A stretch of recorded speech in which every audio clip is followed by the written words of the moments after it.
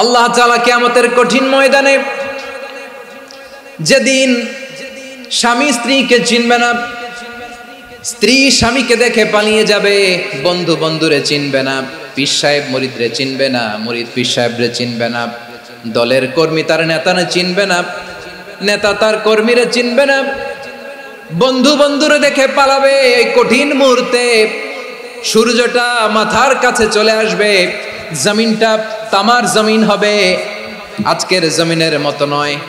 মানুষ ঘর্মাক্ত, ক্লান্ত, শ্রান্ত মাথার মগজগুলো কানের ছিদ্র আর নাকের ছিদ্র দিয়ে বেয়ে বেয়ে পড়বে।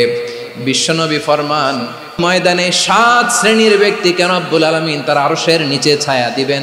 তার মধ্যে প্রথম শ্রেণীর ব্যক্তি হলো ইমামুন আদিল। ইমামুন আদিল, ন্যায়পরায়ণ শাসক,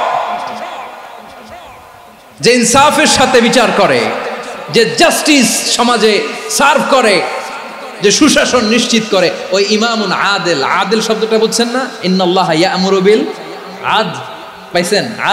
আদিল। 7 শ্রেণীর ব্যক্তিকে আল্লাহ তাআলা সুশীতল আরশের নিচে ছায়া দিবেন, যেদিন তার দেয়া ছায়া ছাড়া কোনো ছায়া থাকবে না। এর প্রথম হচ্ছে ইমামুন আদিল, ন্যায়পরায়ণ শাসক। চিল্লায় বলেন সুবহানাল্লাহ।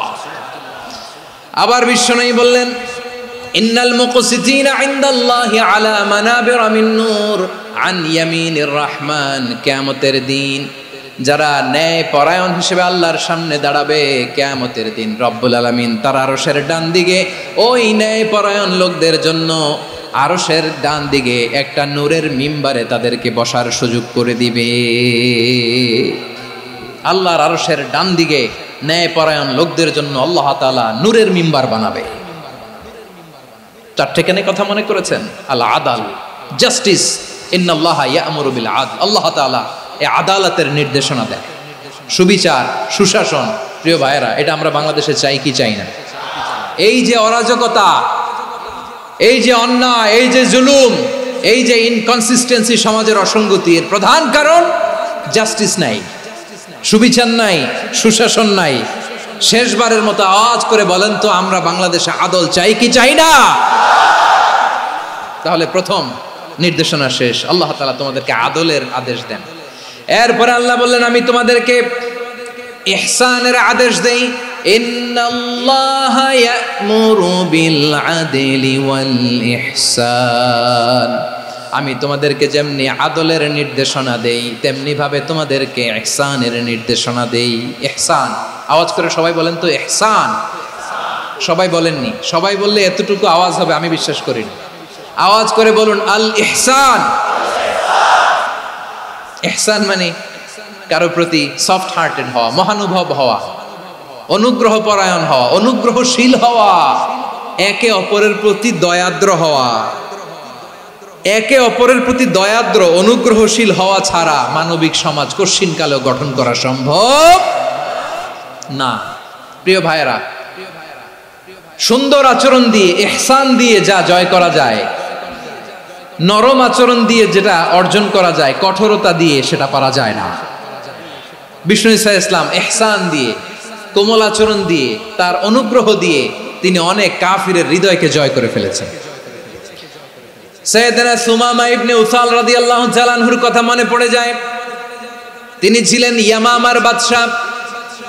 মদিনাতে বিশ্বনবীকে হত্যা করার নিয়তে এসেছিলেন। গোপনে গোপনে বিশ্বনবীকে হত্যা করে আবার ইয়ামামাতে তিনি ফিরে যাবেন। কিন্তু কি অবাক করা কাণ্ড, হত্যা করতে পারে নাই, সাহাবাদের হাতে তিনি ধরা পড়ে গেলেন। সাইয়েদনা সুমামা ইবনে উসাল রাদিয়াল্লাহু তাআলা আনহু হত্যার নিয়তে আসলেন, কিন্তু হত্যা করতে পারলেন না। সাহাবারা ওনাকে ধরে ফেললেন, ধরে মসজিদে নববীর পিলারের মধ্যে বেঁধে রাখলেন। সুমামা ইবনে উসাল, সিরাত থেকে শুনেন, সিরাত থেকে শোনাচ্ছি। রাদিয়াল্লাহু তাআলা আনহু ইয়ামামার অধিপতি ছিলেন। ইয়ামামা বিশ্বনবীকে হত্যার জন্য আসছেন, ধরা পড়ে গেছেন, এখন মসজিদে নববীতে বেঁধে রাখছেন। তার মানে বন্দী। তো এখন স্ট্যাটাস কি? বন্দী, ক্যাপটিভ। তো বিষ্ণু ঈসা ইসলাম সাহাবাদেরকে বললেন, তার খোঁজ খবর নিও, সুমামা ইবনে উসালের খোঁজ খবর নিও। সাহাবারা বলেন, ইয়া রাসূলুল্লাহ, আপনাকে হত্যা করতে এসেছে, তার তো কঠিন ক্যাপিটাল পানিশমেন্ট হওয়া দরকার, কঠিন শাস্তি হওয়া দরকার। বিশ্বনবী বললেন, না, আমি যেটা জানি তোমরা সেটা জানো না। তোমরা সুমামার সাথে ভালো আচরণ করো, বিশ্বনবী সুমামার কাছে গেলেন। প্রথম দিন যে তিনি কালেমার দাওয়াত দিলেন, ইমানের দাওয়াত দিলেন, ইসলামের দাওয়াত দিলেন, রিসালাতের দাওয়াত দিলেন, আখিরাতের দাওয়াত দিলেন। পরের দিন যে বিশ্বনবী সালাতের দাওয়াত দিলেন, যাকাতের দাওয়াত দিলেন, ইসলাম কি, কিভাবে, কেমন করে পালন করতে হয় চমৎকার আর্টিকুলেট করতে শুরু করলেন। তন্ময় হয়ে সুমামা ইবনে উসাল রাদিয়াল্লাহু তাআলা আনহু বিশ্বনবীর কথাগুলো শুনতে আরম্ভ করলো। একদিন নয়, 2 দিন নয়, টানা 3 দিন বিশ্বনবী সুমামার কাছে ইসলামকে প্রেজেন্ট করেছেন, উপস্থাপন করেছেন। আওয়াজ করে বলেন, কয় দিন? 3 দিন। 3 দিন মসজিদে নববীতে বাধা। আর সাহাবীদেরকে বললেন, তার খোঁজ খবর নিও, তোমরা যে রুটি বানাও এর মধ্যে সবচেয়ে ভালো আটার রুটিটা তারে দিও, সবচেয়ে রিফাইন্ড খেজুর, যেটা পিওর খেজুর, এটা তারে দিও। আর বিশ্বনবী নিজের উট থেকে দুধ দহন করে ওনার বাড়ির এক কর্মচারীকে বলেছেন, দুধ দহন করে সুমামার জন্য নিয়ে যেও। সুবহানাল্লাহ পড়বেন না? সবাই তো অবাক, ইয়ামামা থেকে আসছে নবীকে হত্যা করতে, বিশ্বনবী দেখে তারে জামাই আদর করে, তাকে মজার মজার খাবার দিও, দুধ দিও, আদর আপ্যায়ন করো। একদিন নয়, 2 দিন নয়, টানা 3 দিন বিশ্বনবী এভাবে সুমামার কাছে যেয়ে ইসলামকে প্রেজেন্ট করতে আরম্ভ করলেন, ইসলামকে উপস্থাপন করতে শুরু করলেন। আর তাকে চমৎকার এন্টারটেইনমেন্ট, আপ্যায়ন দিতে আরম্ভ করলেন। টানা 3 দিন যখন ইসলামের দ্য বিউটিজ অফ ইসলাম, ইসলামের সুমহান বাণী, সৌন্দর্য তার কাছে উপস্থাপন শেষ, তাকে আপ্যায়ন শেষ, বিশ্বনবী বললেন সাহাবাদেরকে, যাও এবার সুমামার হাতের পায়ের রশি দুটো খুলে দাও। সাহাবারা বললেন, ইয়া রাসূলুল্লাহ, কি বলেন আপনি? ও তো হত্যাকারী, সুযোগ পায় নাই, আপনারে মারতে পারে না, এই ছেড়ে দিলে আবারও আপনার উপর তলোয়ার নিয়ে ঝাঁপিয়ে পড়বে। নবী, এই সিদ্ধান্ত আপনি নিতে যাবেন না। বিশ্বনবী বললেন, যেটা বলেছি সেটা করো, সুমামার রশিগুলো ছেড়ে দাও, সুমামার হাতে পায়ের রশিগুলো যে তোমরা খুলে দাও। সাহাবারা তর্ক জুড়ে দিলেন, লা ইয়া রাসূলুল্লাহ, এমনটা করবেন না তো, ভয়ঙ্কর ভয়ঙ্কর খুনি, কি জানি কি হয়ে যায়। বিশ্বনবী বললেন, না, তার হাতে পায়ের রশিগুলো খুলে দাও। সাহাবারা বিশ্বনবীর কথা মতো তার হাতে পায়ের রশিগুলো খুলে দিল। সুমামা মুহূর্তের মধ্যে মসজিদে নববী থেকে বের হয়, ইয়ামামায় ফিরে না যে মসজিদে নববীর পাশে একটা খেজুর বাগান ছিল, সেখানে চলে গেলেন।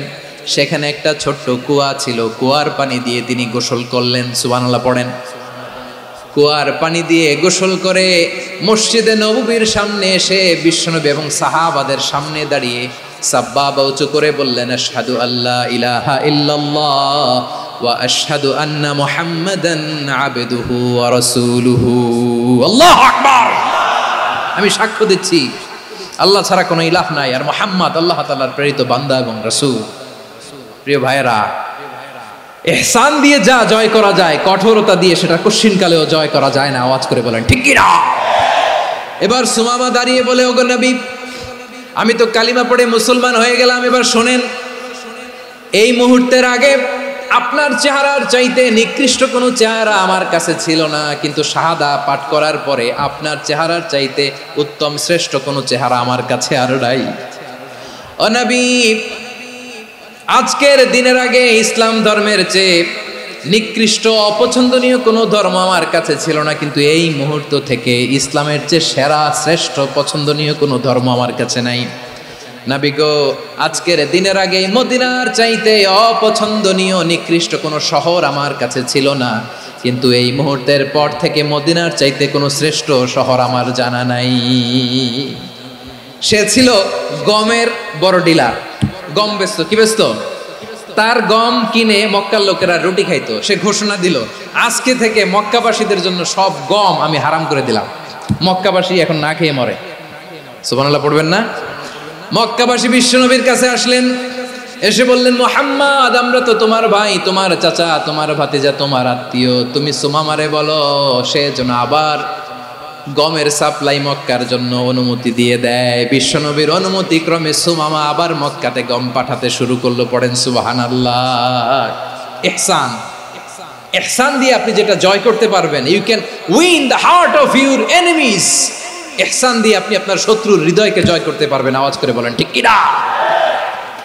এজন্য আল্লাহ বললেন, ওয়া আনফিকু ফি সাবিলিল্লাহি ওয়ালা তুলকু বিআইদিকুম ইলাত তাহলুকা ওয়া আহসিনু ইন্নাল্লাহা ইউহিব্বুল মুহসিনিন। তোমরা আল্লাহর রাস্তায় দান করবে আর নিজেরা নিজেদেরকে ধ্বংসের হাতে ঠেলে দিও না। তোমরা একে অপরের প্রতি ইহসান করবে, কারণ ইহসানকারীদেরকে আল্লাহ বড্ড ভালোবাসেন। সুবহানাল্লাহ পড়েন। আবার সূরা রহমানে আল্লাহ বললেন, হাল জাযাউল ইহসানি ইল্লাল ইহসান ফাবিআইয়ি আলা, সবাই পড়েন, ফাবিআইয়ি আলাই রাব্বিকুমা তুকাযযিবান। ইহসানের প্রতিদান হিসেবে ইহসানি হয়। বিশ্বনবী সুমামার প্রতি যেমন ইহসান করেছেন, সুমামাও ঠিক তেমন ইহসান ফিরিয়ে দিয়েছে। ঠিক কিনা বলেন? তাহলে এক নম্বরে হচ্ছে আদ, ন্যায় বিচার। দুই নম্বরে সবাই বলেন ইহসান, সদাচরণ। ইহসান দুই ধরনের প্রিয় ভাইরা, ইহসান ফিল ইবাদা, ইহসান ফিল মুআমালা। ইহসান ফিল ইবাদা হচ্ছে একাগ্র অনুভবে ইবাদতে ডুব দেওয়া, এর নাম ইবাদতের ইহসান। সুবহানাল্লাহ পড়ে। বিশ্বনবী বলেন ইহসান মানে কি জানো নাকি? হাদিসে জিবরিলে সাইয়েদনা জিবরিল আলাইহিস সালাম বিশ্বনবীকে বললেন, আখবিরনি আনিল ইহসান। নবী আমাদেরকে বলেন ইহসান মানে কি? বিশ্বনবী বললেন, আনতা আবুদাল্লাহা কাআন্নাকা তারাহু ফাইন লাম তাকুন তারাহু ফাইন্নাহু ইয়ারাক। ইহসান মানে হলো এমন ভাবে তুমি আল্লাহর সামনে নিজেকে উজাড় করে ইবাদত করবে, তুমি ভাববে তুমি আল্লাহকে দেখতে পাচ্ছ। আর এটা যদি ভাবা তোমার জন্য কঠিন হয়ে যায়, অন্তত এতটুকু তুমি ভাববা যে আল্লাহ তোমাকে দেখতে পাচ্ছেন। ঠিক কিনা বলেন? ও আমার বীর চট্টলার ভাইয়েরা, কেউ যেটা দেখে না সেটা দেখে কে? এই বিশ্বাস হৃদয়ের মধ্যে আছে? নামাজে যখন দাঁড়ান এই ফিলিংসটা আনা যাবে? হ্যাঁ, এশার সালাত তো এখনো হয় নাই না? আলোচনা শেষে এশার সালাত এখানে অনুষ্ঠিত হবে, তাই না? আচ্ছা বলুন তো, আমরা এশার সালাত পর্যন্ত বেঁচে থাকবো এই গ্যারান্টি আছে কার কার? হাত তোলেন। কয়েকজন হাত তুলছে পেছনে, না বুঝে তুলে ফেলছে। এশা পর্যন্ত যে আমরা হায়াত পাবো কোনো গ্যারান্টি আছে? সবাই আওয়াজ করে বলেন, গ্যারান্টি আছে? গ্যারান্টি নাই। এই জন্য বিষ্ণু ইসলাম বলেছে, এমন ভাবে নামাজে দাঁড়াও, ইবাদত করো, মনে করো হতে পারে এটাই আমার জীবনের শেষ নামাজ। পারফর্ম দ্য সালাহ as if this is your last and final prayer. এমন ভাবে সালাতে দাঁড়াও, ভাবো হতে পারে এটাই তোমার জীবনের শেষ নামাজ। এমন ভাবে নামাজে দাঁড়াও, ভাবো এটাই শেষ নামাজ। তাহলে নামাজে একাগ্রতা বাড়ায় দিবে কে? ফলে ইবাদতের ইহসান আমাদের অর্জিত হবে। আর মুআমালাতে ইহসান হলো, বিশ্বনবী বলেন, ইন্নাল্লাহা তাবারাকা ওয়া তাআলা কাতাবাল ইহসানা আলা কুল্লি শাই ফাইদা কাতালতুম ফাআহসিনুল কিতলা ওয়া ইযা যাবাহতুম ফাআহসিনুয যাবহা ওয়ালিয়ুহিদ্দা আহাদুকুম শাফরাতাহু ওয়ালিয়ুরিহ যাবিহাতাহু। ইহসান দুই ধরনের। আওয়াজ করে বলতে হবে, কয় ধরনের? সবাই বলুন আওয়াজ করে, কয় ধরনের? একটা হচ্ছে ইহসান ফিল ইবাদা, ইবাদতে ইহসান। ইবাদতে ইহসান কি? একাগ্র অনুভব দিয়ে ইবাদত করা, মন প্রাণ দিয়ে ইবাদত করা। আর মুআমালাতে ইহসান কি? সব কাজে, দৈনন্দিন কাজে, কর্মে, সামাজিক অ্যাক্টিভিটিতে কোমলতা প্রদর্শন করা, অনুগ্রহের সাথে সবকিছু করা। আল্লাহ তাআলা ইন্নাল্লাহা তাবারাকা ওয়া তাআলা কাতাবাল ইহসানা আলা কুল্লি শাই, তিনি সব কিছুর ব্যাপারে ইহসানকে আবশ্যক করেছেন। সবকিছু, মুমিনের সব কাজে ইহসানের পরশ থাকবে। ওয়া ইযা কাতালতুম ফাহসিনুল কিতলা, বিষ্ণুই বলেন তুমি যখন কাউকে হত্যা করো ইহসানের সাথে করো। সুবহানাল্লাহ পড়বেন না? যখন হত্যা করো তখনও ইহসানের সাথে। আচ্ছা হত্যা করবো আবার ইহসান আসবে করতে করে, তো মেরেই ফেলবো আমি। আল্লাহ, ও ভাই একজন খুন করেছে, খুনি, রাষ্ট্রীয় আইনে তার শাস্তি হয়েছে ডেথ পেনাল্টি, মৃত্যুদণ্ড। এখন মৃত্যুদণ্ড দেখে আপনি যেমনি মন চায় তেমনি মারবেন লোকটারে? ওর নাক কেটে ফেলতে পারবেন? ওর কান কাটতে পারবেন? ওর চোখ উপড়ে ফেলতে পারবেন আপনি? যেমন মন চায় তার অঙ্গহানি করা যাবে না। ইহসানের সাথে তাকে হত্যা করো। সুবহানাল্লাহ, this is Islam, this is the true essence of Islam. ওয়া ইযা যাবাহতুম ফাহসিনু যাবহা, যখন জবাই করবে তখনও ইহসানের সাথে জবাই করো। করব জবাই, ওইখানেও নাকি ইহসান। আচ্ছা কুরবানির দিন আমরা পশুগুলোরে কি করি বলেন সবাই আওয়াজ করে? জবাই। জবাই মানে তো এটার মেরেই ফেলতেছি, একটু পরে তো টুকরো টুকরো করে গোশতগুলো খাবো, এটা তো খাবো। এটা তো মেরেই ফেলবে। বিষ্ণু বলে না, জবের মধ্যেও মুমিনের জবের ভেতরেও ইহসানের পরশ থাকা চাই। যখন জবাই করবে প্রাণীটাকে হাত পা টাইট করে বেঁধে নাও, ছুরিটাকে শার্পেন করে নাও, ধারালো করে নাও, যাতে অল্প সময়ে জবাইটা হয়ে যায়, প্রাণীটা যাতে কম কষ্ট পায়। সুবহানাল্লাহ পড়ে। দিস ইজ কল্ড ইহসান। ইহসান আল্লাহ তাআলা যেমনি আদলের আদেশ করেছেন, ন্যায় বিচার জাস্টিস এনশিওর করতে বলেছেন, সমাজে ইহসানের ব্যবহার, ইহসানের অনুশীলন তিনি করতে বলেছেন। এজন্য মুমিনের প্রতিটি কাজে, আমার চট্টগ্রামের ভাইয়েরা আমার দিকে তাকান, খেয়াল করে শুনুন, মুমিন জীবনের প্রতিটি কাজে ইহসানের পরশ থাকা চাই। আমরা যেন আমাদের পরিবারের প্রতি ইহসান করি, আমরা যেন আমাদের কর্মচারীদের প্রতি ইহসান করি, আমরা যেন আমাদের কলিগদের প্রতি ইহসান করি, আমরা যেন আমাদের ভাইদের প্রতি ইহসান করি। মুমিন জীবনের প্রতি কাজে ইহসানের পরশ থাকার দরকার আছে না নাই? কথা বুঝতে পেরেছেন? তাহলে আল্লাহ তাআলার তিনটা আদেশ ছিল, কয়টা গেল? ভুলে গেছে, ভুলে গেছে চট্টগ্রাম। তিনটা আদেশের মধ্যে কয়টা বললাম? প্রথমে কি ছিল? আদল। 2 নম্বরে, 3 নম্বরে রব্বুল আলামিন বললেন ওয়া ইতা ইদিল কুরবা, নিকটাত্মীয়দেরকে দান করো। নিকট আত্মীয়দেরকে দাও, যারা তোমাদের ব্লাড কানেকশনের আত্মীয় তাদেরকে তোমরা দাও। এখানে জেনারেলি বললেন দাও, কি দিব সেটা তিনি এখানে বলেন নাই, সেটা তিনি সূরাতুল ইসরার মধ্যে বলেছেন। আল্লাহ বলেন ওয়া আতিদাল কুরবা হাক্কা, নিকট আত্মীয়দেরকে তাদের অধিকার, তাদের প্রাপ্য তোমরা বুঝিয়ে দাও। দেখেন, একটা শান্তির সমাজ, একটা সমৃদ্ধ সমাজ, একটা মানবিক সমাজ গঠনের জন্য আল্লাহ তাআলা বেশি না, মাত্র 3টা অর্ডার, 3টা ভার্ডিক্ট তিনি জারি করেছেন। 1 নম্বর সুশাসন, ন্যায় বিচার। 2 নম্বর ইহসান। 3 নম্বর নিকটাত্মীয়, যারা কাছের, তোমার ভেরি ক্লোজ রিলেশনশিপে আছে, তাদেরকে দাও। দাও, দিলে বাড়িয়ে দেয় কে? অনেকে দিতে চায় না, কৃপণতা করে। দিলে বাড়ায় দেয় কে? ও মিয়া, মদিনার মধ্যে সবচাইতে গরিব সাহাবী ছিল বেলাল রাদিয়াল্লাহু তাআলা আনহু। ওনার এন্টায়ার অ্যাসেট, সম্পদের পরিমাণ কতদূর জানেন? একটা লুঙ্গি। বেলাল রাদিয়াল্লাহু তাআলা আনহু, ওনার টোটাল ওয়েলথের এস্টিমেশন হচ্ছে মাত্র একটা লুঙ্গি। একটা লুঙ্গি, টোটাল ওয়েলথ এস্টিমেশন, টোটাল সম্পদের পরিমাণ বেলাল রাদিয়াল্লাহু তাআলা আনহুর কি ছিল? কথা বোঝে নাই বোধহয়। কি ছিল? ওই বেলাল রাদিয়াল্লাহু তাআলা আনহুকে বিষ্ণু ইসলাম বলেছেন আনফিক ইয়া বেলাল, ও বেলাল তুমিও দাও। ওয়ালা তাখশা মিন যিল আরশি ইখলালা, আরশের অধিপতির তো কোনো ঘাটতি নাই, তুমি দিলে ওই আল্লাহ তোমারে বাড়ায় দিবে। এজন্য আমার প্রিয় ভাইয়েরা, দিলে কমে না, দিলে বাড়ে। অনেকে ধরে রাখে, নতুন কিছু নিতে পারে না, হাত দিয়ে যেটা ধরে রেখেছেন এটা দিয়ে দেন, বড় একটা ধরার সুযোগ পাবেন। জোরে বলেন ঠিক কিনা? ধরেন 5 কেজি ওজনের একটা ধরে রাখছেন, এখন 10, এটা না ছাড়লে 10 কেজি ধরতে পারবেন আপনি? আচ্ছা, 10 কেজির জিনিস একটা আছে হাতে, ওইটা যদি ছেড়ে দেন তাহলেই না 15 কেজি ধরতে পারবেন। কথা বলেন ঠিক কিনা? তাহলে দিলে বাড়িয়ে দেয় কে?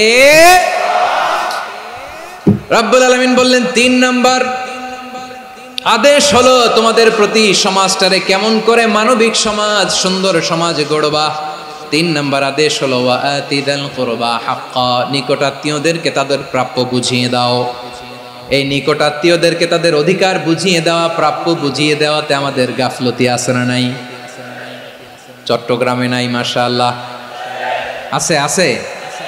অনেকে দেখবেন অনেক আল্লাহওয়ালা তাহাজ্জুদ গুজার, সেজদা দিতে দিতে কপালে কালো দাগ ফেলে দিছে, সে তার বোনের হকটা আদায় করে নাই। আছে না নাই? হ্যাঁ, এখানেও আছে। সর্বনাশ। অনেক বড় হাজী সাহেব, বিশাল লম্বা দাড়ি, ছেলেরে সব দিয়ে দিছে, মেয়েরে কিছু দেয় নাই, মেয়ের হক আদায় করে নাই। আছে না নাই? হ্যাঁ, এই হাজী সাহেবেরা, এই আল্লাহওয়ালারা কিয়ামতের ময়দানে আটকে যাবে। আপনি অন্যের অধিকার নষ্ট করেছেন, তাদের রাইটসকে ভায়োলেট করেছেন। এজন্য আল্লাহ তাআলা বলেন, কারো অধিকার যদি কেউ নষ্ট করে, ওই সমাজটা মানবিক সমাজ কঠিনকালেও হতে পারে না। এজন্য 3 নম্বর আল্লাহ বললেন ওয়া ইতা ইদিল কুরবা, নিকটাত্মীয়দেরকে দাও। কি দিবা? তাদের অধিকার দিয়ে দাও, বোনের অধিকার বুঝিয়ে দাও। মেয়ের অধিকার বুঝিয়ে দাও, ফুফুর অধিকার বুঝিয়ে দাও। দেখবেন অনেক মায়েরা ছেলের পাতে মুরগির রান দেয়, মেয়ের পাতে দেয় মুরগির ঠ্যাং। এরকম আছে না নাই? ছেলেরা কি দেয় মুরগির, মেয়ের পাতে কি দেয়? তো মেয়ের কি মুরগির রান খেতে মনে চায় না? মনে চায় না? এমনটা করা যাবে না। নিকটাত্মীয়দেরকে অধিকার দিয়ে দাও, নিকটাত্মীয়ের সাথে সুসম্পর্ক রাখো। আদেশটা কার? এজন্য প্রিয় ভাইয়েরা, জীবনে যদি বারাকা অর্জন করতে চান, নিকটাত্মীয়দের সাথে সুসম্পর্ক রাখতে হবে, তাদের জন্য উপহার পাঠাতে হবে। বিশ্বনবী বলেন, লা ইয়াদখুলুল জান্নাতা কাতে, যে ব্যক্তি আত্মীয়তার সম্পর্ককে ছিন্ন করে দেয়, সে কশিনকালেও আল্লাহর জান্নাতে ঢুকবে না। আপনি কি এটারে সহজ হাদিস মনে করছেন? এটা সহজ কথা? আপনি ভাবছেন আপনার নামাজ আপনারে বাঁচাতে পারবে, আপনার রোজা বাঁচাতে পারবে, আপনার তাহাজ্জুদ আপনারে বাঁচাতে পারবে? অধিকার নষ্ট করলে কিছুই আপনারে বাঁচাতে পারবে না। এজন্য নিকট আত্মীয়দেরকে দিতে হবে বেশি বেশি। বিশ্বনবী বলেন, ইন্না সাদাকাতা আলাল মিসকিনি সাদাকা ওয়া আলা যির রাহিমি ইসনাতান সাদাকাতুন ওয়া সিলা। মিসকিনরে দান করলে শুধু দানের সওয়াব হয়, নিকট আত্মীয়কে দান করলে দুইটার সওয়াব হয়, সাদাকার সওয়াব হয়, আবার আত্মীয়তার বন্ধন অটুট রাখার সওয়াব হয়ে যায়। আবার বিশ্বনবী বললেন, মান সাররাহু আইয়ুবসাতা লাহু ফি রিজকিহি ওয়া ইউনসা লাহু ফি আসারিহি ফালইয়াসিল রাহিমা। যে ব্যক্তি তার রিজিকের প্রশস্ততা চায় আর হায়াতে বরকত চায়, সে যেন তার আত্মীয়ের সাথে সুসম্পর্ক রাখে। আমার প্রিয় চট্টলার ভাইয়েরা, আমাদের রিজিক বাড়ুক, এটা আমরা চাই কি চাই না? সবাই চান? হ্যাঁ, আমাদের রিজিকে প্রশস্ততা আসুক, চাই কি চাই না? আমাদের হায়াতে বরকত আসুক, আমরা চাই কি চাই না? এই দুইটা যদি চান, তাহলে নিকটাত্মীয়দের সাথে সুসম্পর্ক রাখবেন, পারবেন? তাহলে সমাজটারে মানবিক সমাজ বানায় দিবে কে? তিনটা আদেশ চলে গেল। কয়টা? আওয়াজ করে বলেন। 1 নম্বরে কি ছিল? 2 নম্বরে, 3 নম্বরে নিকটাত্মীয়দেরকে দান। আপনাদেরকে আরো শোনার আগ্রহ আছে? আপনাদের মনোযোগ আছে না গেছে? কষ্ট হচ্ছে না? মাশাআল্লাহ, মাশাআল্লাহ। তাকবীর পড়ুন, লিল্লাহি তাকবীর।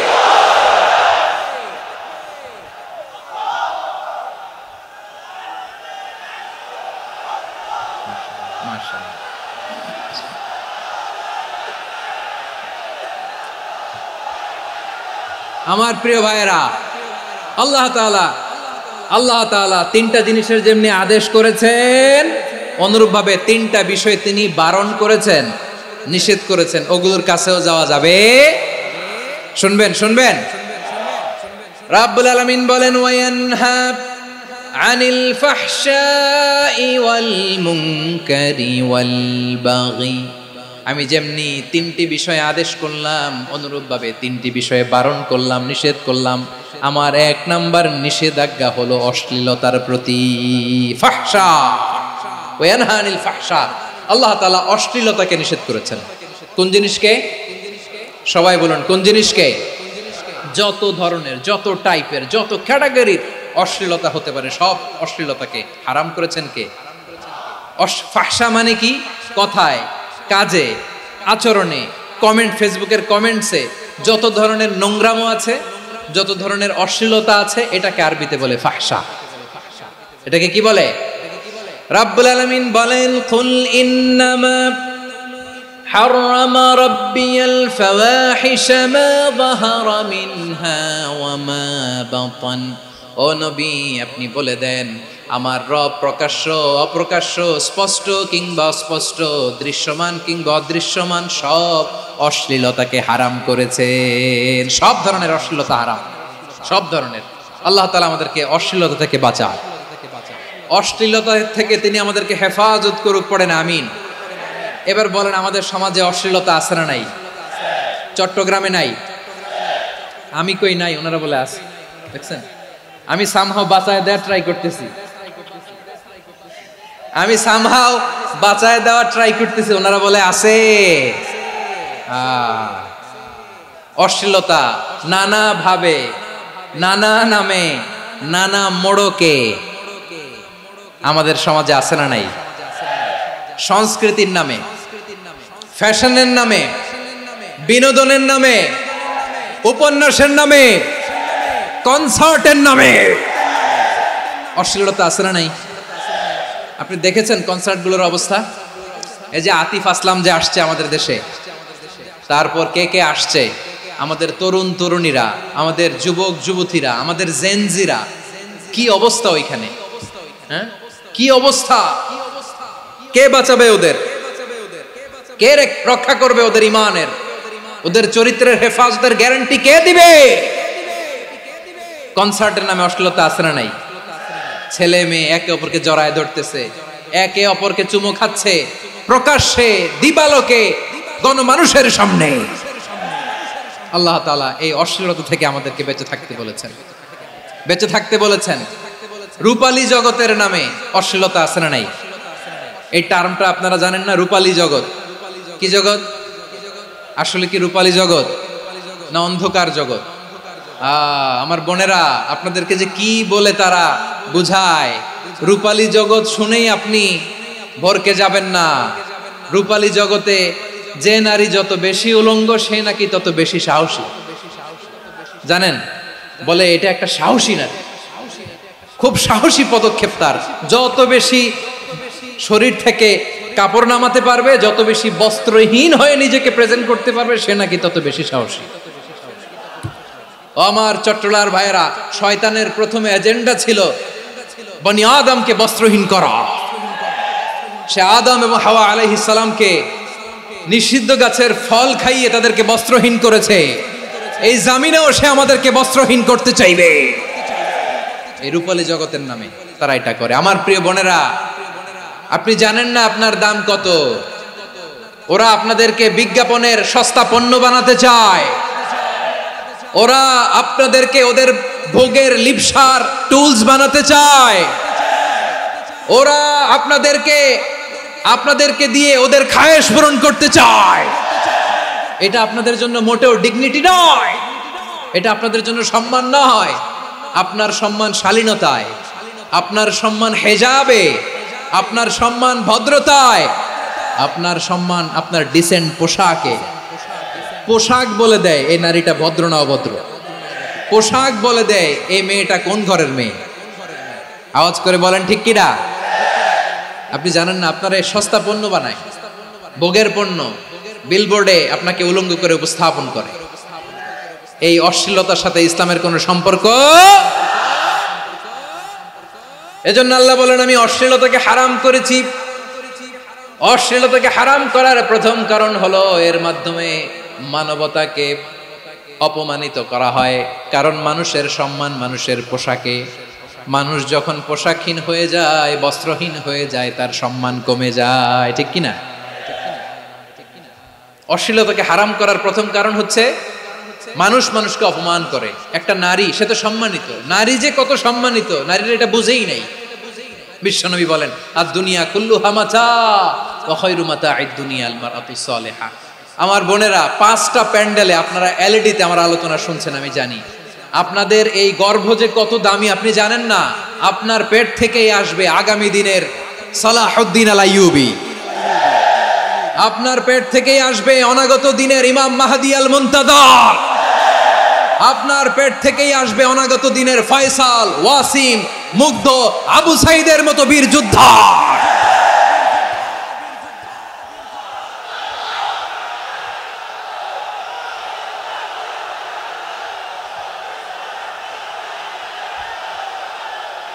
আমার প্রিয় বোনেরা, আমার প্রিয় বোনেরা, বিশ্বনবীর কথার ওজন খেয়াল করেন। আর দুনিয়া কুল্লুহা মাতা ওয়া খায়রু মাতা'আদ দুনিয়া আল মারআতুস সালিহা। দুনিয়ার সবকিছুই অ্যাসেট, এর মধ্যে সবচেয়ে দামি অ্যাসেট নেককার নারী। আপনার গর্ভ যে কত দামি আপনি জানেন না। নিজের সময়টাকে কাজে লাগান, কোরআন পড়েন, সুন্নাহ পড়েন। আপনার অনেক দায়িত্ব ঘরে। You are the MD of your family. একটা family it's a very big institution. পরিবার একটা অনেক বড় প্রতিষ্ঠান। and you are the MD of your institution. আপনি এই পরিবারের MD, managing director of your family. এখানে আপনার কত দায়িত্ব। আপনি ছেলে মেয়েদেরকে তারবিয়া করবেন, আপনি আপনার স্বামীর জন্য ঘরটার জান্নাতের নীর বানাবেন, আপনার জন্য জান্নাতের ডুপ্লেক্স বাড়ি ওইখানে তৈরি করে রাখবে কে? আপনি যে কত দামি আপনি জানেন না। নারীদেরকে আল্লাহ বানিয়েছেন উচ্চতর করে, নিম্নতর নয়। নারীদেরকে ছোট্ট জিনিস দিলে এটারে বড় করে দেয়। নারীদেরকে ভ্রূণ দিলে, শুক্রাণু দিলে নারী এটারে বাচ্চা হিসেবে উপহার দেয়, ঠিক কিনা? বিয়ের মাধ্যমে স্বামী যখন তার শুক্রাণু তার স্ত্রীকে উপহার দেয়, স্ত্রী রিটার্নে কি উপহার দেয়? ফুল ফর্ম বেবি, মানব সন্তান। দেখছেন, আপনি দিলেন একটুকুনি, দিছে বিশাল। আপনি যদি নারীকে বাজার এনে দেন, নারী এটাকে সুস্বাদু খাবারে রূপান্তর করে দেয়। আপনি তাকে একটা মুচকি হাসি দিয়ে দেন, সে তার কলিজা দিয়ে দেয়। কিন্তু যদি আপনি তার মনে কষ্ট দেন, সে আপনার জীবনকে জাহান্নাম বানায়া দেয়। খবর আছে, নারীর মন বুঝতে পারলে নেয়ামত, বুঝতে না পারলে কিয়ামত, ঠিক কিনা বলে? কত দামি আপনি জানেন না, জানেন না আপনি কত দামি, অনেক দামি আপনি। আপনাদেরকে যেন ভোগের সস্তা পণ্য বানাতে না পারে, আপনাদেরকে সচেতন থাকতে হবে, সজাগ থাকতে হবে, কনসার্ন থাকতে হবে। শয়তানের ওই হাতছানির দিকে আর নজর দেওয়া যাবে না। তাহলে কেন আল্লাহ তাআলা এই ফাহশা অশ্লীলতাকে হারাম করলেন? এক নাম্বার, এতে হিউম্যান ডিগনিটি কমে। দুই নাম্বার, এতে মানুষের অধিকার নষ্ট হয়। আপনি বিয়ে করেছেন, এরে পরকিয়া করেন, ওর সাথে এরকম আছে না নাই? স্ত্রীর অধিকার নষ্ট করেছেন। আপনি বিবাহ সম্পর্কে আবদ্ধ হয়েছেন তার সাথে, আপনি পরকিয়া করেন ওই ছেলের সাথে, আপনি আপনার হাজবেন্ডের সাথে বিট্রে করেছেন। এজন্য আল্লাহ অশ্লীলতাকে হারাম করেছেন। অশ্লীলতাকে হারাম করার আরেকটা কারণ হচ্ছে আল্লাহ তাআলা এই হিউম্যান জেনারেশনকে এটাকে প্রিজার্ভ করতে চায়। হিফজুন নাসল, এটা মাকাসিদুশ শরিয়ার অনেক গুরুত্বপূর্ণ একটা মাকাসিদ, অনেক গুরুত্বপূর্ণ। আপনার নাসল, আপনার জেনারেশনকে সংরক্ষণ করা। এই যে আসতেছে ফেব্রুয়ারি, কত ফেব্রুয়ারি জানো? এটা কি বিশ্ব ভালোবাসা দিবস? হ্যাঁ, কি দিবস? এই বিশ্ব ভালোবাসা দিবসের সাথে মুসলমানদের কোনো সম্পর্ক নাই। আমার প্রিয় ভাইরা, এই যে আপনি অবৈধ সম্পর্কে জড়ালেন, কেন আল্লাহ অশ্লীলতাকে হারাম করেছে দেখেন। বলতেছিলাম যে এটা আপনার নাসল, আপনার জেনারেশন, আপনার লিনিয়েজ, আপনার বংশকে প্রিজার্ভ করা। কে কার বাবা, কে কার মা, বাবা মা জানা, প্রজন্মকে প্রিজার্ভ করা, এটা ইসলাম ওয়াজিব করে দিয়েছে। এই যে অবৈধ সম্পর্কের কারণে, বিশ্ব বেহায়া দিবসের কারণে, এগুলোর আউটপুট হিসেবে মাঝে মাঝে ঢাকা মেডিকেলের ডাস্টবিনে নবজাতকের বাচ্চার কান্নার আওয়াজ শুনতে পাওয়া যায়। চট্টগ্রাম মেডিকেলের ডাস্টবিনে নবজাতকের কান্না শুনতে পাওয়া যায়। বীর চট্টলার মুসলমানেরা বুঝতে পারলে আওয়াজ করে বলেন, এই যে চট্টগ্রাম মেডিকেলে যে নবজাতকটা পাওয়া গেল, ওর বাবাকে আমাকে বলেন, ওর বাবাকে, ওর মাকে, ও কোন ফ্যামিলির সন্তান কেউ জানে? আপনি হিউম্যান ডিগনিটিকে অপমান করেছেন না? আপনি তার ভবিষ্যৎকে অন্ধকার করেছেন না? আপনি তার লিনিয়েজকে প্রশ্নবিদ্ধ করে দিয়েছেন না? এই জন্য আল্লাহ তাআলা অশ্লীলতাকে আমাদের জন্য হারাম করে দিয়েছেন। পড়েন সুবহানাল্লাহ। এই জন্য রাব্বুল আলামিন বলেন, কুল ইন্নামা হারামা রাব্বিয়াল ফাওয়াহিশা মা যাহারা মিনহা ওয়া মা বাতান। প্রকাশ্য অপ্রকাশ্য সব অশ্লীলতাকে হারাম ঘোষণা করে দিয়েছে কে? আবার দুনিয়ার বুকে যারা অশ্লীলতার প্রসার করে তাদের জন্য শাস্তি মজুদ রেখেছে কে? রাব্বুল আলামিন বলেন, ইন্নাল্লাযীনা ইউহিব্বুনা আন তাশিআল ফাহিশাতু ফিল্লাযীনা আমানু লাহুম আযাবুন আলীমুন ফিদ দুনিয়া ওয়াল আখিরাতি ওয়াল্লাহু ইয়ালামু ওয়া আনতুম লা তা'লামুন। নিশ্চয়ই যারা বিশ্বাসীদের মাঝে অশ্লীলতার প্রচার প্রসার করতে চায় তাদের জন্য আমি মর্মন্তুদ শাস্তি প্রস্তুত করে রেখেছি, দুনিয়াতেও রেখেছি, আখিরাতেও রেখেছি। ঘোষণাটা কার? যারা এই নাটকের নামে, সিনেমার নামে, রূপালী জগতের নামে, মুভির নামে, ওটিটি প্ল্যাটফর্মের নামে আমার সমাজে অশ্লীলতা ছড়াতে চায় তাদের জন্য কঠিন মর্মন্তুদ শাস্তি মজুদ রেখে দিয়েছে কে? ও আমার বোনেরা, এখনো আপনি জাগবেন না? এখনো আপনার চিন্তার দুয়ারে এখনো নাড়া পড়ে নাই?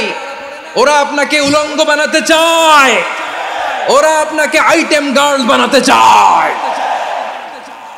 এজন্য ইসলাম অশ্লীলতাকে হারাম করেছে। হারাম।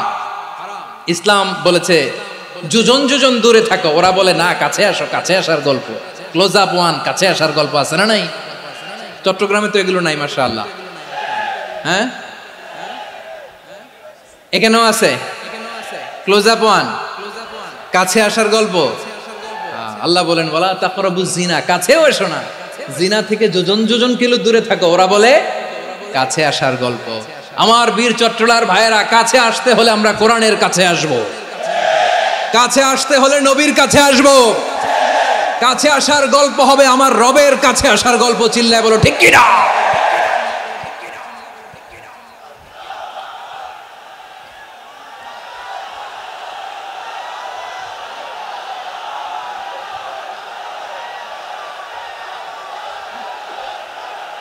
বসুন বসুন আমার ভাইয়েরা।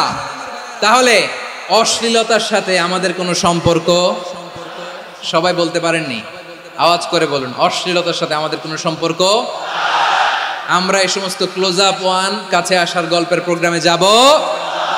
আমরা কোন ধরনের অশ্লীল কন্টেন্ট সোশ্যাল মিডিয়ায়, টিভিতে দেখব? কি যুগ যে আমরা কাটাচ্ছি আপনি কল্পনা করতে পারবেন না। পর্ন ইন্ডাস্ট্রি, নারী পুরুষের বস্ত্রহীন যুগল দৃশ্য, এটাকে দিয়ে ওরা কোটি ডলারের ইন্ডাস্ট্রি বানিয়েছে। পুরো মানব ইতিহাসে এরকম জঘন্য সময় মানব ইতিহাস পার করে নাই। পর্ন এটা ইন্ডাস্ট্রি হয়ে গেছে। আমাদের এই যুবকগুলো, জেনজিগুলো, ওদের চরিত্র বাঁচাবে কি করে? কেমন করে হেফাজত করবে ওদের এই মূল্যবান চরিত্র? আমার প্রিয় ভাইরা, এই অশ্লীলতার দ্য লেটেস্ট ভার্সন হচ্ছে LGBTQ, শরীফ থেকে শরীফা। শুনছেন আপনারা? দেখতে পুরুষ, আসলেই পুরুষ, সুস্থ একজন পুরুষ, 4 সন্তানের বাবা, বলে আমি মনে মনে নারী। দেখতে নারী, সুস্থ নারী, আসলেই সে দিব্যি একজন নারী, বলে আমি মনে মনে পুরুষ। সবচেয়ে ভয়ঙ্কর অশ্লীলতার সবচাইতে লেটেস্ট ভার্সন হচ্ছে এই ট্রান্সজেন্ডারিজম। সুস্থ পুরুষ তার বায়োলজিক্যাল গ্রোথকে হরমোন দিয়ে স্টপ করে দিয়ে সে সার্জারি করে নারী হতে চায়, সুস্থ নারী পুরুষ হতে চায়। পুরুষ পুরুষের প্রতি সেক্সুয়ালি আকর্ষণ বোধ করে, এটা লূত আলাইহিস সালামের কওমের মধ্যে ছিল। এটাকেও আল্লাহ কোরআনে ফাহিশা বলেছেন। ওয়ালুতান ইয ক্বালা লিকাওমিহি আতাতুনাল ফাহিশাতা মা সাবাকাকুম বিহা মিন আহাদিম মিনাল আলামিন। লূত আলাইহিস সালাম বললেন, তোমরা কি এমন এক অশ্লীল কার্যক্রমে ডুব দিলে নাকি যেটা গোটা বিশ্বের কেউ কখনো করে নাই, তোমরাই প্রথম করেছো। পড়েন নাউযুবিল্লাহ। এই পশ্চিমের এই রোগ আমার দেশে যেন আসতে না পারে, আমাদের সজাগ থাকতে হবে। প্রিয় ভাইরা, চিল্লায় বলেন ঠিক কিনা? পশ্চিমের অবস্থা ভয়ঙ্কর। পাশ্চাত্যে, আমি যুক্তরাষ্ট্রে ছিলাম অনেকদিন, কয়েক মাস, বিভিন্ন স্টেটে ঘুরেছি। গার্ডিয়ানরা উদ্বিগ্ন, ছেলে মেয়েদেরকে, ছোট্ট ছেলে মেয়ে, ওদেরকে জিজ্ঞেস করে, তুমি how do you feel right now inside yourself? তুমি ভিতরে ভিতরে কেমন ফিল করো? তোমার কি ছেলে ছেলে লাগে না মেয়ে মেয়ে লাগে? আচ্ছা বলেন, এই ছোট্ট বাচ্চাটা ওকে এগুলো জেন্ডার অ্যাসাইনমেন্ট বলতে এগুলো কিছু বুঝে? এইভাবে মিসগাইড করা হচ্ছে। কৌতূহল বশত ছোট্ট ছেলে যদি বলে আমার তো মেয়ে মেয়ে লাগে, তখন বলে যে না তুমি মেয়ে, ছেলে না। মা বাবা বাধা দিলে ওকে আলাদা গভর্নমেন্ট হাউসে নিয়ে যায়। ভয়ঙ্করতম অবস্থা। আমরা একটা সময়ে শুনতাম যে হুজুর আমার ছেলেটা খুব ভালো, হাফেজে কোরআন, আল্লাহওয়ালা। হুজুর আমার ছেলে দাড়ি রাখছে, আল্লাহওয়ালা। হুজুর আমার ছেলে 5 ওয়াক্ত সালাত জামাতের সাথে পড়ে, তার মানে আল্লাহওয়ালা। পশ্চিমে যে আমি কি শুনছি জানেন? ওরা বলে হুজুর আমার ছেলেটা ইউনিভার্সিটির একটা মেয়ের সাথে প্রেম করে, ও খুব আল্লাহওয়ালা, হুজুর দোয়া করবেন। এর কারণ ওদের কাছে আল্লাহওয়ালার ক্রাইটেরিয়া হচ্ছে হুজুর আমার ছেলেটা আরেক ছেলেরে পছন্দ করে নাই, আমার মেয়েটা আরেক মেয়েকে ভালোবাসে নাই, এজন্য আমার ছেলেটা আল্লাহওয়ালা, হুজুর ওর জন্য একটু দোয়া করে দিয়েন। কি চ্যালেঞ্জ ওরা ফেস করতেছে।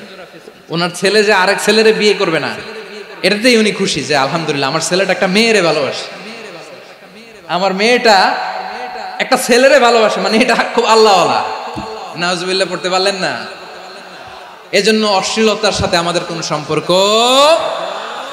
রব্বুল আলামিন বলেন ওয়ায়ানহা আনিল ফাহশাই ওয়াল মুনকারি ওয়াল বাগি তিনটা জিনিসকে আমি নিষিদ্ধ করলাম।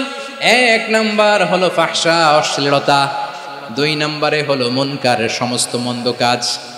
আপনাদের মনোযোগ আছে না? শেষ করে দিব? আর 2-1 মিনিট শুনবেন? আচ্ছা বলি তাহলে, আর 2-1 মিনিট। তাহলে নিষেধাজ্ঞা জারি করেছেন তিনটা জিনিসের উপর। এক নাম্বার কি? ফাহশা, অশ্লীলতা। দুই নাম্বার মুনকার। মুনকার মানে হচ্ছে যত মন্দ কাজ, খারাপ কাজ, বাজে কাজ, এটার বলে মুনকার। এটার কি বলে? আপনারা পড়ছেন না, তা'মুরুনা বিল মা'রুফি ওয়া তানহাউনা আনিল মুনকার। ভালো কাজের আদেশ, সৎ কাজের আদেশ, অসৎ কাজের নিষেধ। মুনকার, মুনকার হচ্ছে মানুষের স্বাভাবিক বিবেকবোধ যেটাকে খারাপ বলে, ওইটাই মুনকার। পৃথিবীর সব আসমানি গ্রন্থ যেটাকে খারাপ বলেছে, মানুষের স্বাভাবিক বিবেকবোধ যেটাকে খারাপ বলেছে, এগুলো সব মুনকার। যেমন ইফটিজিং, এটা কি ভালো না খারাপ? মজুদদারি, খাদ্যে ভেজাল দেওয়া, ওজনে কম দেওয়া, মাছে ফরমালিন মিশানো, চাঁদাবাজি, টেন্ডারবাজি, দখলবাজি, এগুলো আমাদের স্বাভাবিক বিবেকেই বলে এগুলো খারাপ, এগুলো হচ্ছে মুনকার। আল্লাহ তাআলা এই মুনকার থেকে আমাদেরকে বেঁচে থাকতে বলেন, আর শয়তান এই মুনকারের প্রতি আমাদেরকে উদ্বুদ্ধ করে। আল্লাহ তাআলা বললেন, ইয়া আইয়ুহাল্লাযীনা আমানু লা তাত্তাবিউ খুতুওয়াতিশ শাইতান ফাইন ওয়া মান ইয়াত্তাবি' খুতুওয়াতিশ শাইতানি ফাইন্নাহু ইয়া'মুরু বিল ফাহশাই ওয়াল মুনকার। আল্লাহ বললেন, আমার গোলামেরা শোনো শোনো, ও আমার বিশ্বাসী বান্দারা খবরদার, তোমরা কশিনকালেও শয়তানের পদাঙ্ক অনুসরণ করবে না, কারণ শয়তান তোমাদেরকে অশ্লীলতা এবং মন্দ কাজের দিকে উদ্বুদ্ধ করে। আমাদের কাজ হচ্ছে শয়তান আমাদেরকে যেদিকে নিতে চায় আমরা তার উল্টা দিকে যাব, ঠিক কিনা বলেন? শয়তান এই মন্দ কাজকে আমাদের কাছে বিউটিফাই করে, চাকচিক্যময় করে আমাদের সামনে উপস্থাপন করে। এজন্য আল্লাহ বলেন মুনকারকে থামাতে হবে, মুনকার প্রতিরোধ করতে হবে। মুনকার প্রতিরোধের দায়িত্ব শুধু আমাদের নাকি? শুধু আপনার খতিব সাহেবের, ইমাম সাহেবের, নাকি মুসলিম উম্মার সবার? আওয়াজ করে বলুন, মুনকার অসৎ কাজ প্রতিরোধের দায়িত্ব কার? রাব্বুল আলামিন বলেন, কুনতুম খায়রা উম্মাতিন উখরিজাত লিন-নাসি তা'মুরুনা বিল মা'রুফি ওয়া তানহাউনা আনিল মুনকার। তোমাদেরকে শ্রেষ্ঠ জাতি করে জমিনের মধ্যে আবির্ভূত করা হয়েছে, যাতে করে তোমরা জমিনের ভেতরে সৎ কাজের আদেশ করতে পারো আর অসৎ কাজের নিষেধ করতে পারো। উম্মা কুনতুম খায়রা, তাহলে গোটা উম্মার দায়িত্ব, এটা বুঝতে পারছেন তো? আচ্ছা, আরো নিচে আসেন। এরপরে আল্লাহ বললেন, শুধু উম্মা না, এই জমিনের রাজত্ব আমি যাদের হাতে দেই, এই জমিনের মালিক আমি যাদেরকে বানিয়ে দেই, যাদেরকে আমি সরকারের দায়িত্ব দেই, তাদেরকেও মুনকার প্রতিরোধের দায়িত্ব দিয়েছে কে? আল্লাহ বলেন, যারা ক্ষমতার মসনদে বসেছে তাদেরকে 4 দফা কর্মসূচি আমি আল্লাহ দিলাম। আওয়াজ করে বলেন, কয় দফা? আল্লাহ বলেন, আল্লাযীনা ইম্মাক্কান্নাহুম ফিল আরদি আকামুস সালাতা ওয়া আতাউয যাকাতা ওয়া আমারু বিল মা'রুফি ওয়া নাহাউ আনিল মুনকার ওয়ালিল্লাহি আকিবাতুল উমুর। যারা এই জমিনের উত্তরাধিকার হয়েছে তারা 4 দফা কর্মসূচি নিয়ে সামনে আগাবা। সালাত কায়েম করবা, যাকাত আদায় করবা, সৎ কাজের আদেশ দিবা, অসৎ কাজ থেকে মুনকার প্রতিরোধ করবা। আদেশটা কার? আমার প্রিয় চট্টলার ভাইরা, পুরো উম্মার দায়িত্ব মুনকার প্রতিরোধ করা, সরকার প্রধানের দায়িত্ব মুনকার প্রতিরোধ করা। এরপর আল্লাহ বলেন, প্রতিটা ফ্যামিলির যিনি প্রধান সিইও বাবা, প্রত্যেক বাবারও দায়িত্ব এই মুনকার প্রতিরোধ করা। আওয়াজ করে বলেন ঠিক কিনা?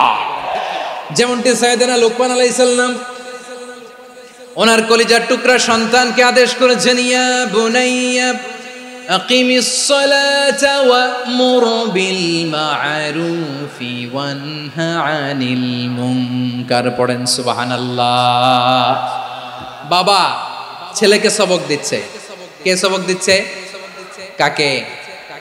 লুকমান আলাইহিস সালাম ছেলেকে বলতেছে, ওরে আমার কলিজার টুকরা সন্তান, ওরে আমার বাছা, নামাজ কায়েম করবা, সৎ কাজের আদেশ দিবা, আর মুনকার প্রতিরোধ করবা, অসৎ কাজ, সমাজ থেকে খারাপ কাজকে ঝেঁটে বিদায় করে দিবা।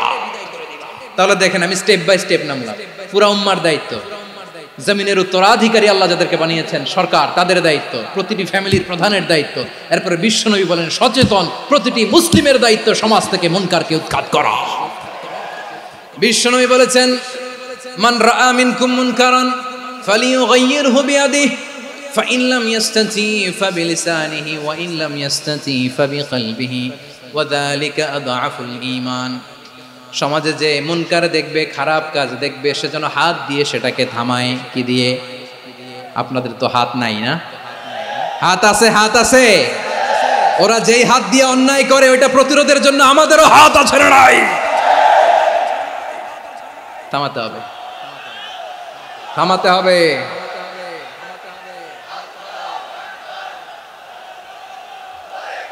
বসুন আমার প্রিয় ভাইয়েরা, ওরা ওদের যেই হাত দিয়ে টেন্ডারবাজি করে, চাঁদাবাজি করে, ইফটিজিং করে, দখলবাজি করে, যেই হাত দিয়ে, ওই মুনকার থামায় দেওয়ার জন্য আল্লাহর দেয়া আমাদেরও দুটি হাত আছে না নাই?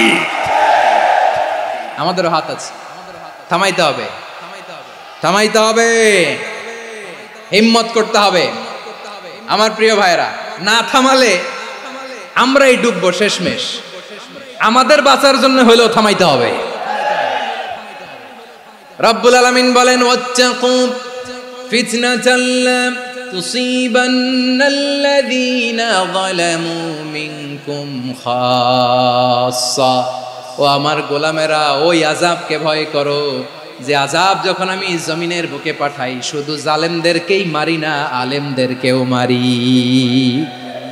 আযাব যখন আসে তখন শুধু জালিমই মরে না, আলেমও মরে। জানেন মুসা আলাইহিস সালামের পায়ে একবার একটা লাল পোকা কামড় দিয়েছে, লাল পিঁপড়া। লাল পিঁপড়া কামড় দিলে খুব আরাম লাগে না? কি লাগে? হ্যাঁ, জ্বলে না? লাল একটা পিঁপড়া কামড় দিছে, তো উনি রেগে মেগে পাশি দেখে লাল পিঁপড়ার বাসা, পা দিয়ে ডলে মুছে সবগুলো পিঁপড়া মেরে ফেলছে। এই ঘটনাটা আল্লাহ ঘটিয়েছেন। এজন্য মুসা আলাইহিস সালাম ছিলেন কালিমুল্লাহ, সরাসরি আল্লাহর সাথে কথা বলতেন। তিনি আল্লাহকে জিজ্ঞেস করেছিলেন, আল্লাহ তুমি যখন কোনো জনপদে আযাব পাঠাও, শাস্তি দাও, ওখানকার শুধু জালেমরাই তো মরে না, ভালো মানুষগুলাও মরে, তো আযাব দিবা মুশরিকদের উপর দিবা, অবাধ্যদের উপর দিবা, ভালো মানুষগুলারে মারো কেন? আল্লাহ বললেন, মুসা তোমার যে কামড় দিছিল পায়ের মধ্যে পিঁপড়া, কয়টা পিঁপড়া? জোরে বলেন। একটা পিঁপড়া, তো সবগুলারে মারলা কেন? রেগে মেগে পুরো পিঁপড়ার বাসা ভেঙে মেসাকার করলা কেন?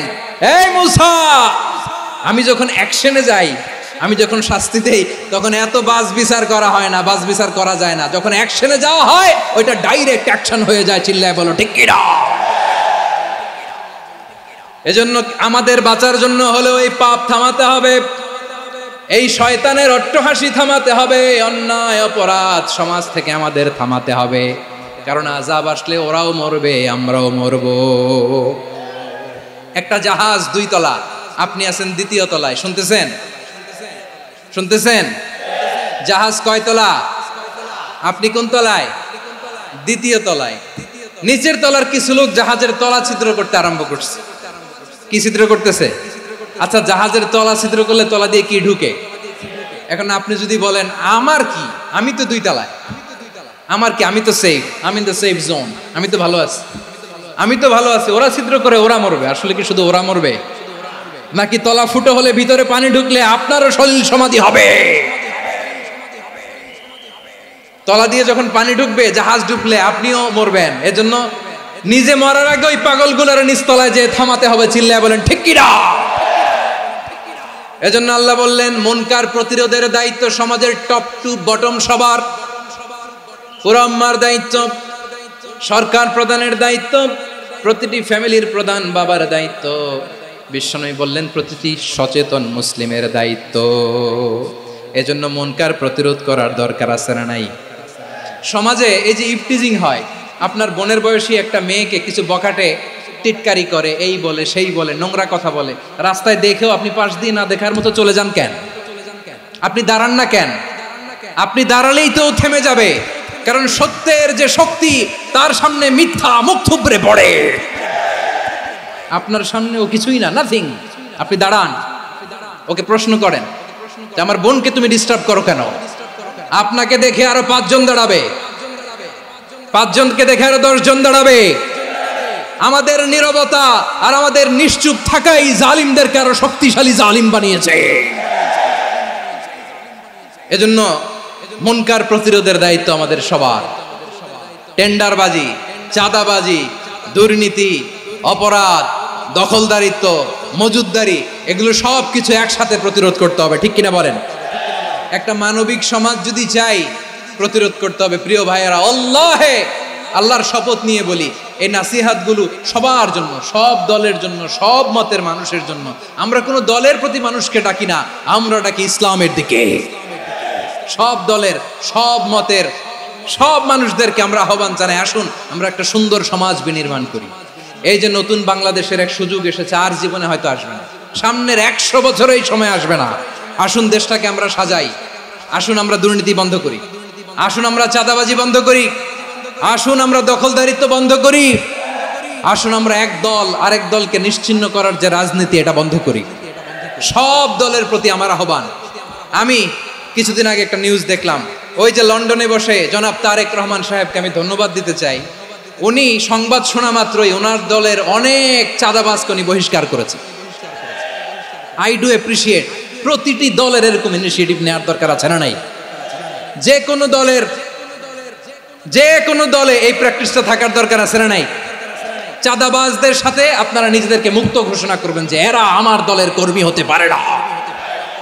আমরা চাঁদাবাজ মুক্ত বাংলাদেশ চাই, জুলুম মুক্ত বাংলাদেশ চাই, ফ্যাসিজম মুক্ত বাংলাদেশ চাই, গুণ খুন খারাপি মুক্ত বাংলাদেশ চাই। আমরা নতুন ভোরের বাংলাদেশ চাই। ওই বাংলাদেশ পাওয়ার জন্য মুনকার প্রতিরোধে, অন্যায় প্রতিরোধে যদি বাঘের বাচ্চার মতো, আবু সাইদের মতো 2 হাত উঁচু করে, বুককে টান টান করে প্রসারিত করে দাঁড়াতে হয়, রাজি আছো মুসলমান? কারা কারা রাজি? আল্লাহকে হাত দেখিয়ে প্রতিজ্ঞা করো।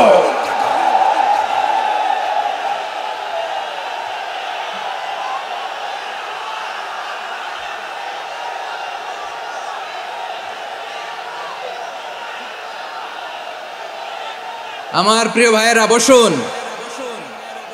বসুন আমার ভাইয়েরা।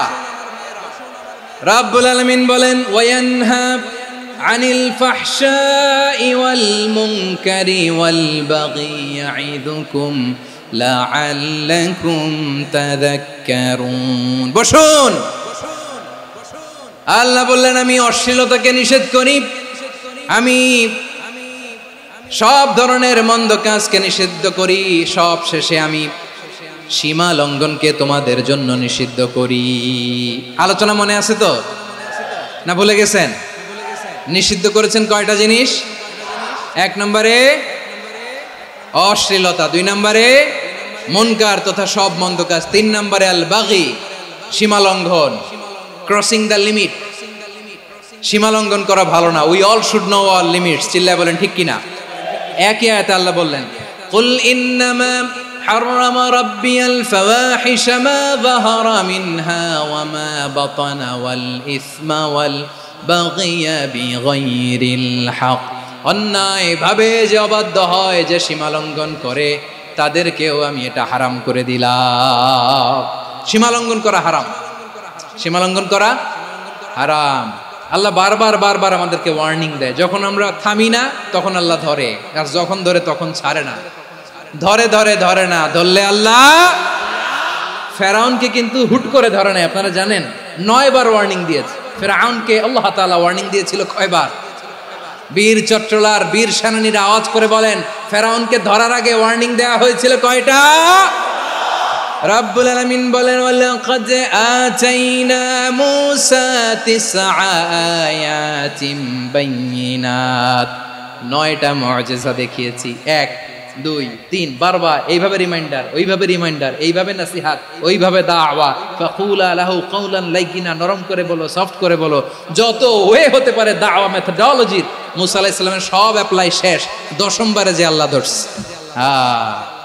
10ম বারে যে ধরেছে। এজন্য আল্লাহ বলেন, আমি সীমা লঙ্ঘনকে পছন্দ করি না। কোরআনের অন্য আয়াতে বাগীকে বলা হয়েছে আল ইতিদা। সীমা লঙ্ঘন যারা করে তাদেরকে আল্লাহ বলেছেন মুতাদিন। وقاتلوا في سبيل الله الذين يقاتلونكم ولا تعتدوا إن الله لا يحب المعتدين। আমি সীমা লঙ্ঘনকারীদেরকে কঠিনকালেও পছন্দ করি না। আমরা যেন সীমা লঙ্ঘন না করি। রাজি আছেন তো? যে কোনো ক্ষেত্রে ইবাদতে যেন সীমা লঙ্ঘন না করি।